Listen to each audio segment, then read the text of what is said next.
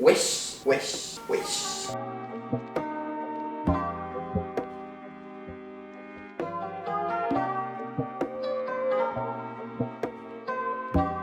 Comme ça que je faisais à l'époque ou quoi? Ça me gêne un peu. Attends, là, je suis de retour, genre 5 ans plus tard. Dans ma cuisine. Pas dans ma cuisine. C'est plus la mienne actuellement. Enfin, c'est plus l'ancienne. C'est ma nouvelle cuisine. Bienvenue in my house. Même dégaine, même casquette. Non, c'est plus la même. Heureusement, au bout de 5 ans. Mais genre, je suis pareil quoi. J'ai un peu plus de barbeur. J'ai un peu plus de barbe, mais voilà quoi, c'est pas non plus phénoménal. Donc on se retrouve aujourd'hui avec mon merveilleux, mon meilleur ami, la pâtisserie. Parce que devinez ce qu'on refait 5 ans plus tard? Des crêpes. Ah, je savais que ça vous avait manqué. Le CR. Crêpes 336. Comme le nombre de mes conquêtes.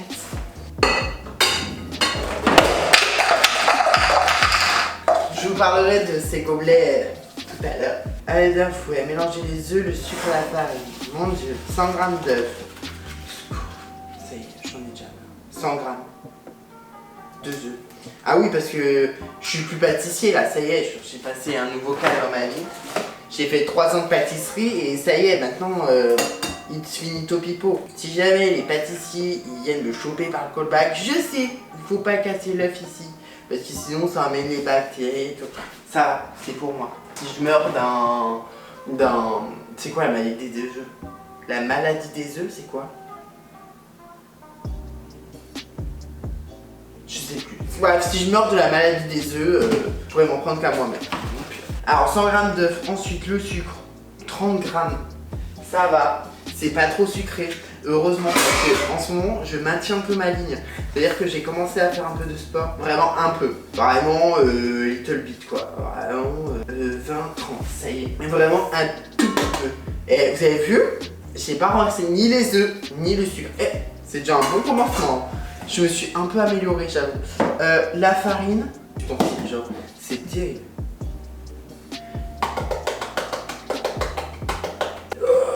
La fleur d'oranger. Comme il y a 5 ans. Tac, la farine. Et même en faisant ça, j'en mets nulle part. Ça y est, je suis devenu adulte. Et ensuite, il faut 500 g de lait. Putain, c'est la même chose qu'il y a 5 ans. 500 g de lait. Bah, ça 100 centilitres, non?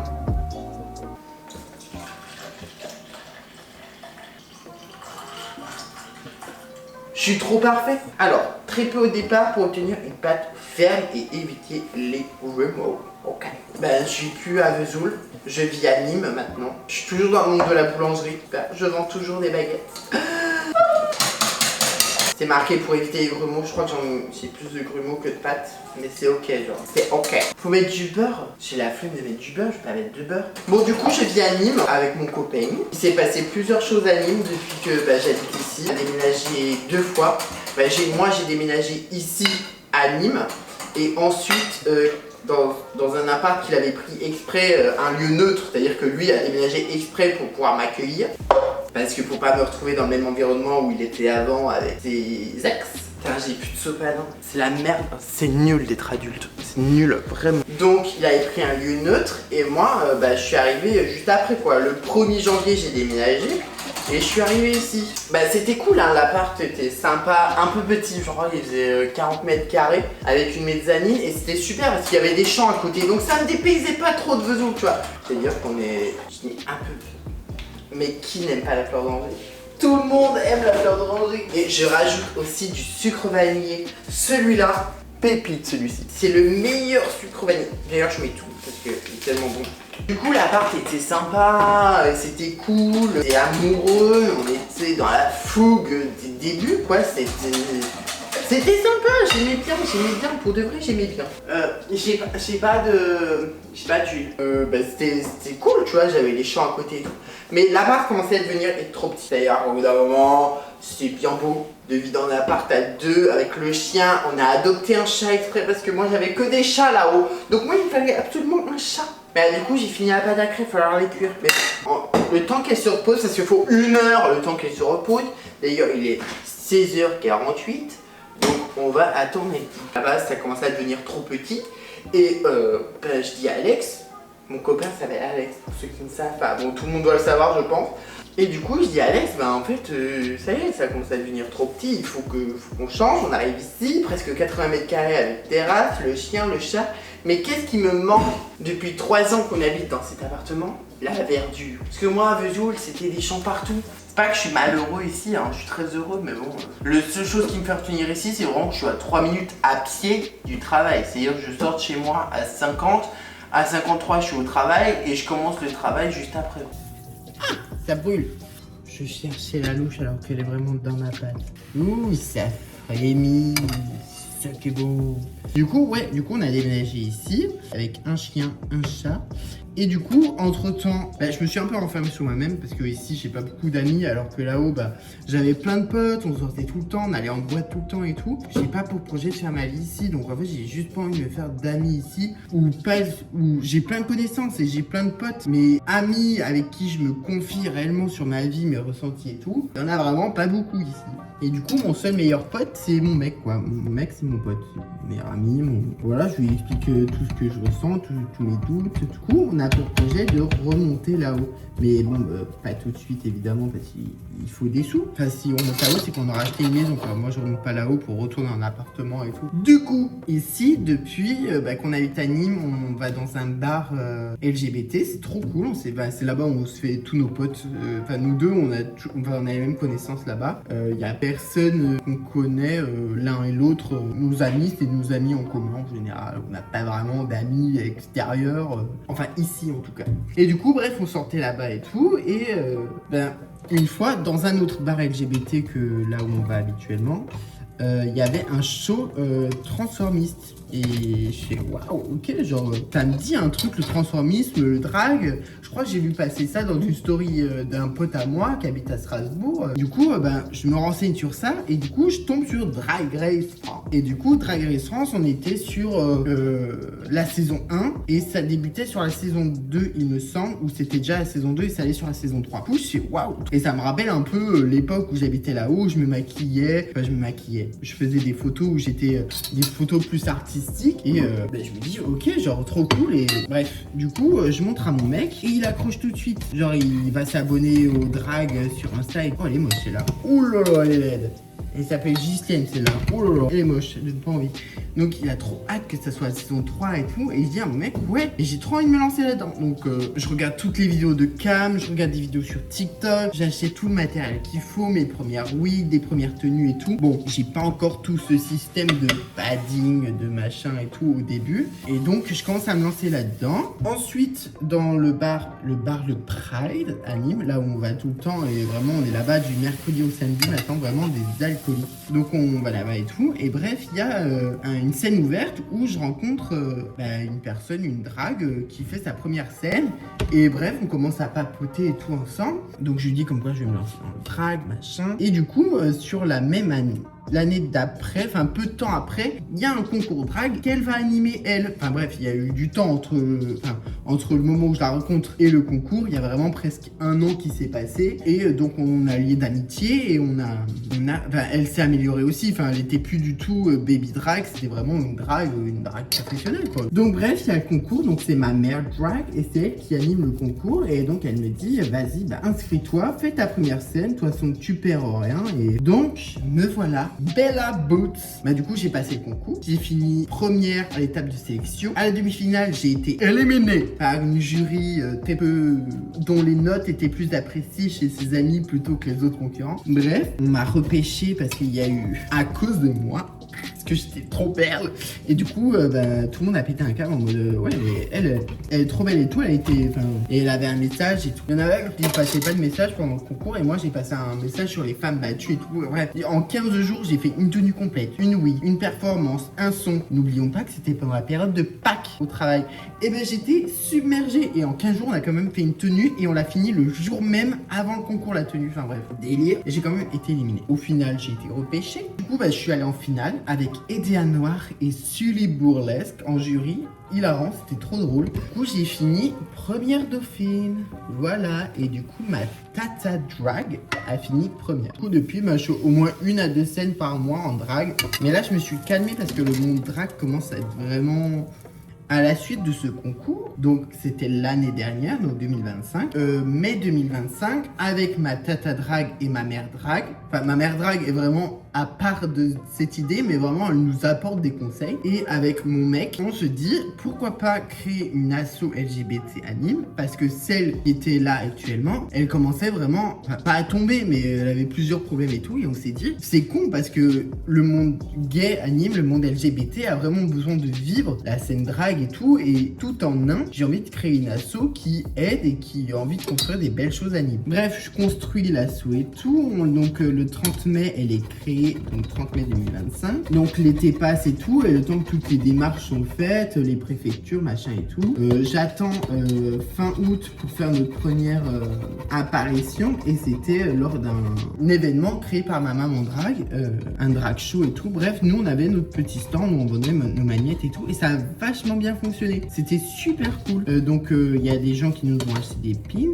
des magnettes et mon dieu, c'est n'importe quoi. Donc on fait notre première apparition à ce moment-là et j'étais déjà pas super chaude pour faire une apparition à ce moment-là. Moi je voulais vraiment attendre une soirée d'inauguration, faire notre première apparition, mais écoute, on l'a fait quand même et ça s'est très bien passé. Du coup, se passe 4 mois parce que fallait chercher un lieu, machin et tout, des lieux qui nous répondent pas, des lieux qui nous disent oui, il faut envoyer un mail, des lieux qui nous disent non, enfin voilà, 4 mois se passent. On fait notre première inauguration en janvier et en même temps de janvier, on lance nos cours de self-défense pour les personnes LGBT de plus de 18 ans et c'était 10 € par séance et il y en avait 8, donc ça fait 80 €, 10 personnes, enfin avec un coach, enfin il y en avait plusieurs coachs et tout, et donc c'était super cool l'idée, tu vois, c'est un peu privatif, 80 balles et 8 séances sur 4 mois, c'est bénéf quoi, enfin tu payes 80 €, en général c'est pas ça, on s'en est pris plein la gueule. Du coup, vu que ça avait fait un peu polémique sur les réseaux, 0 inscrits, puisque les gens se sont dit oui mais non, toute une polémique autour de ça, alors qu'en fait il n'y a pas lieu d'être, puisqu'en plus nous on se faisait pas de sous. On n'avait aucun argent qui nous revenait à nous. Donc bref, je décide d'annuler ces cours-là. Du coup, tous les mercredis où ça devait avoir lieu, je mixe au bar où c'était censé se passer, puisque c'était dans un bar LGBT.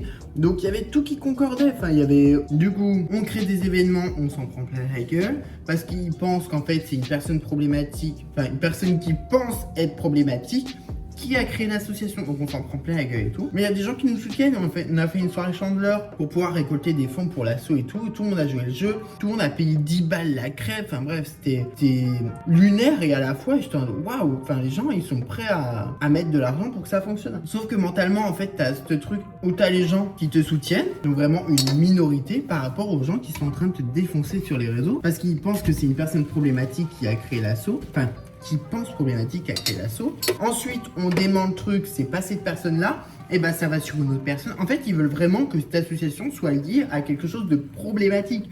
Alors qu'en fait, il n'y a pas lieu d'être. Une dizaine de bénévoles pendant décembre, donc avant la soirée d'inauguration, pour qu'elle puisse avoir lieu. On a fait des récoltes de fonds, d'emballage cadeaux, etc. Et c'était trop bien, on s'est trop amusé. Bon, c'était un peu galère parce que du coup, on n'était pas beaucoup. Donc pour les roulements au niveau des horaires et tout, enfin bref, c'est catastrophique, mais c'était ok. On a géré et tout. Mais du coup, mentalement, en fait, ça me prenait la tête. Parce que personne ne me voyait comme le président de l'association, mais vraiment comme quelqu'un à part. Et du coup, il y a 2 semaines, j'ai envoyé le papier pour fermer l'association. Parce que ça y est, ça me montait trop la tête, ça me prenait une charge mentale. En plus du drag, du travail, et maintenant que je suis DJ en plus, et vraiment t'as toute cette charge mentale et en fait tu ne te reposes jamais. Du coup, j'ai enlevé le côté association. Le côté drag s'est enlevé aussi un petit peu de ma vie. Le temps vraiment que ça se pose, que je me pose, que je souffre. Ça se trouve, je ne reprendrai pas le drag. Comme ça se trouve, je reprendrai le drag, mais ça, je ne peux pas savoir et je ne peux pas décider. Donc, nous voilà on va être bientôt en mai 2026. C'est un peu compliqué quand même dans ma vie en ce moment, du coup, avec la fatigue. Je me suis dit, il faut que je fasse une vidéo. Ça va me détendre. Je vais vider mon sac, je vais dire tout ce que que je pense. Et peut-être des gens n'étaient pas au courant de tout ce qui se passait. Et maintenant, mais dans le monde drag, c'est quand même assez lunaire. Donc là, mon drag est actuellement au placard. Et maintenant, je suis juste DJ et vendeur en boulangerie. D'ailleurs, en parlant de la vente en boulangerie, ça y est, ça fait 2 ans que je suis dans la même entreprise. D'ailleurs, lundi prochain, 3 mai, on va aller fêter mes 2 ans de travail parce que j'adore fêter j'adore fêter quelque chose comme ça, même si même si je suis pas le plus proche avec mes collègues et on n'est pas là non plus à aller sortir boire des verres. C'est vraiment la seule sortie de l'année et moi je trouve ça cool. Voilà, c'est même si tes collègues et tu les connais pas personnellement et tu connais pas leur vie privée, ça, je pense que ça fait toujours du bien. Il n'y a pas de haine entre vous, de juste papoter. Voilà tout. Si aussi je voulais parler du fait que je me sens seul. Je me sens seul, sachant que tous mes amis sont en haut. Quand je parle de mes amis, c'est vraiment les personnes avec qui j'ai des gros délires, avec qui je m'éclate, avec qui il n'y a pas de pression, avec qui je vais pouvoir aller manger des sushis dans des champs de colza, par exemple. Tu te reconnaîtras. Vraiment, des personnes comme ça où je peux être moi-même, où je suis pas une personne, où je suis pas un objet, quoi. Parce que vraiment, dans le monde LGBT, le gay est un objet. Mon meilleur pote gay. En fait, le gay était un sac à main. Et entre gays, ils sont toujours là à se comparer. Si t'es un couple gay qui est pas libertin, bah ça va pas. Si t'es pas un couple gay qui fait telle pratique sexuelle, ça va pas. Le monde gay est très compliqué. Et moi, j'étais pas du tout dans ce truc-là, puisqu'à Vesoul, il y a vraiment 3 gays au 10 km². Et encore, je suis gentil. C'était pas un seul au 10 km². En arrivant ici, où le Nîmes, ça n'a rien à voir avec Montpellier. Montpellier, c'est gay x 1000. Ici, moins. D'ailleurs, ça n'a rien à voir. Mais tout à l'heure, j'ai repris Jeffrey Dahmer avant de vous prendre en vidéo. Mais ouais, Jeffrey Dahmer, en vrai, c'est quand même une histoire de ouf. Ce mec était ouf dans sa tête. Ce mec était vraiment perché. Après, je vais pas juger, mais bon, je sais pas. Moi, j'ai un mec en soirée qui vient m'aborder, qui me dit ouais, je te paye 50 balles si tu viens faire des photos. Jamais de la vie. Même si t'es bourré, je vais pas venir chez toi pour prendre des photos. Surtout que bon, il y avait pas une tête amicale. T'as des gens, ils ont une tête quand même si sympathique. Mais Jeffrey, mais pas du tout. Il avait une tête qui faisait peur quand même. Je sais pas, les gens avaient confiance en lui. On m'a dit, oh super, il va venir prendre une photo. Je ne juge pas. Je juge un peu quand même. Bref, tout ça pour me dire qu'en ce moment, la seule chose qui me fait du bien, c'est de monter voir ma famille. Parce que ça me manque du coup ici à Nîmes, j'ai pas de famille. J'ai personne à qui voir en mode tiens, je me sens mal, je vais voir ma meilleure amie. Non, toutes mes meilleures amies, elles sont là-haut. Oh tiens, j'ai envie d'aller voir ma mère. Je peux pas. J'ai envie d'aller voir ma soeur. Je peux pas non plus. Parce qu'en plus, elle a redéménagé de Vesoul. Donc elle est encore plus loin. Elle est vers entre Tours et Paris, je crois. Je suis pas sûre de ce que je raconte.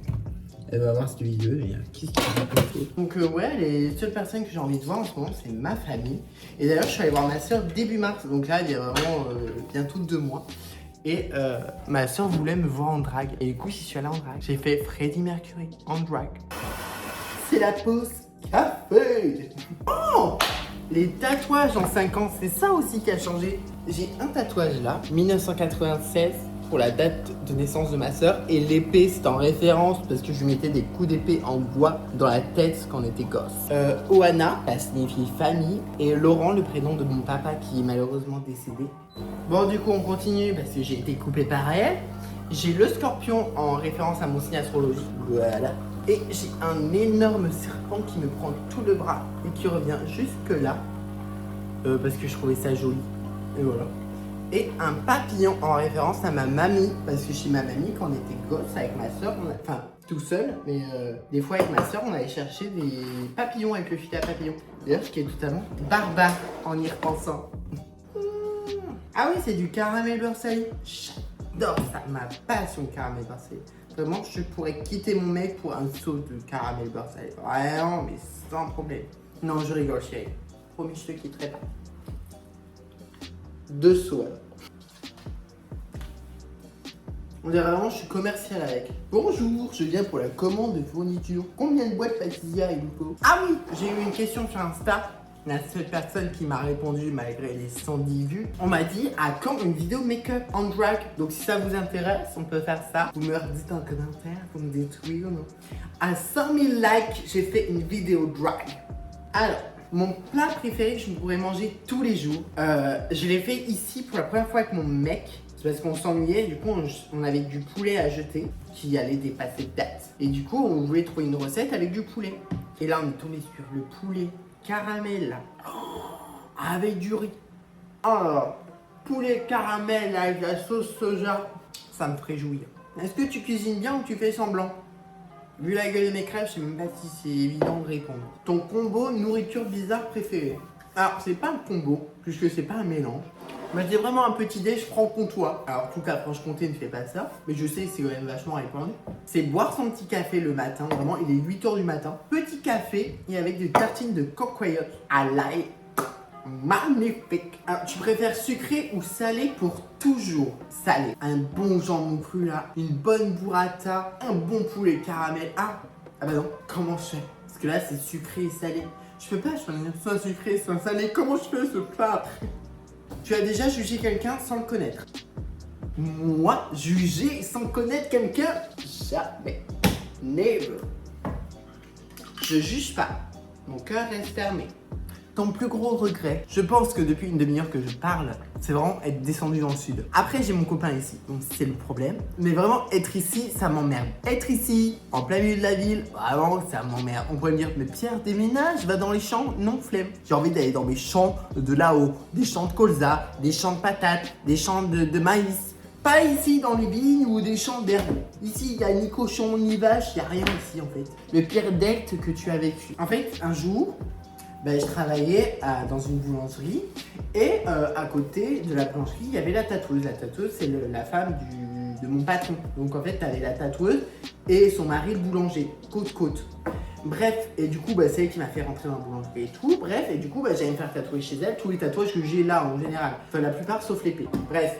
Et du coup, elle a un pote à elle avec qui elle s'entendait bien et tout. Il était comme de par hasard à Vesoul, 3 moi, un de mes ex et lui.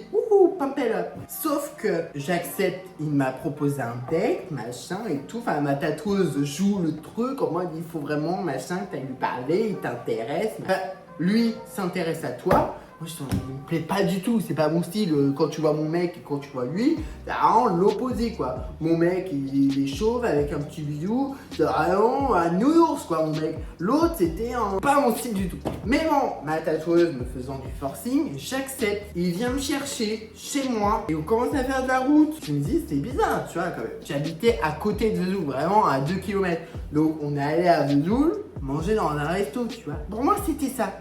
Il m'a dit, je t'ai fait une surprise. C'est pas quand on commence à prendre des chemins de campagne?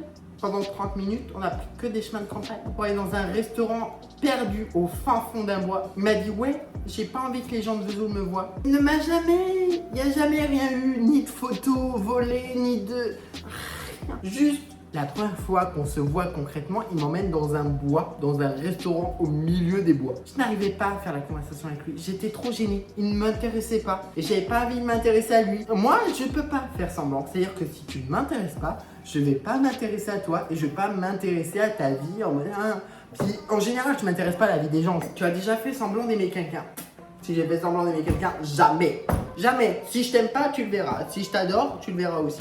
Bon les loulous, c'est pas que je vous aime pas, mais c'est que j'ai très chaud. Donc on se retrouve pour une prochaine vidéo. Peut-être avec mon copain, mais on se revoit bientôt pour un mukbang. Ça c'est sûr, tout seul ou accompagné. Je vous dis à bientôt et bisous.